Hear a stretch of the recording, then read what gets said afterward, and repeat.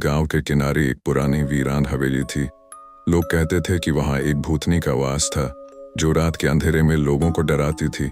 किसी ने वहां जाने की हिम्मत नहीं की, परंतु एक दिन गांव का एक युवा लड़का राहुल जिज्ञासा के चलते हवेली में जाने का फैसला करता है। रात के अंधेरे में राहुल ने एक टॉर्च लिया और हवेली की ओर बढ़ा। हवेली की टूटी फूटी दीवारें और जंगली बेलें उसके भय को और बढ़ा रही थीं। उसने हिम्मत जुटाई और दरवाजा खोला।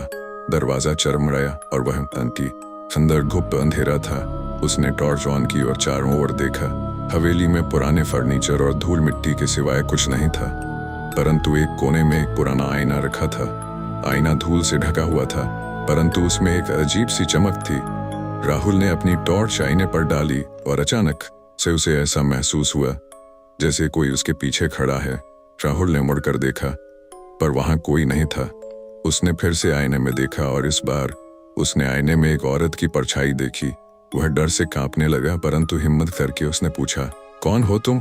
अचानक वह परछाई असली रूप में आकर उसके सामने खड़ी हो गई। वह एक सफेद साड़ी पहने हुई और उसके लंबे काले बाल बिखरे हुए थे।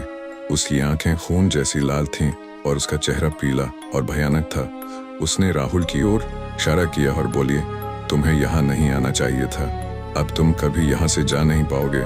राहुल का दिल जोर जोर से धड़कने लगा। उसने भागने की कोशिश की, परंतु हवेली के दरवाजे अपने आप बंद हो गए। वह चिल्लाने लगा, परंतु उसकी आवाज बाहर तक नहीं जा सकी।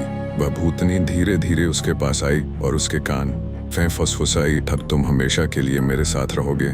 फिर सुबह गांव वालों ने हवेली के बाहर राहुल का टॉर्च पाया, परंतु राहुल का कोई पता नहीं था।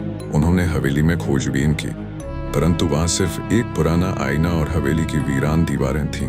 कहते हैं कि उस दिन के बाद से जो भी उस हवेली के पास जाता है उसे रात में एक टॉर्च की रोशनी और किसी के चिल्लाने की आवाज सुनाई देती है, परंतु कोई भी वहां जाने की हिम्मत नहीं करता, क्योंकि हर कोई जानता है कि हवेली में एक भूतनी का वास है जो किसी को भी जीवित नहीं छोड़ती।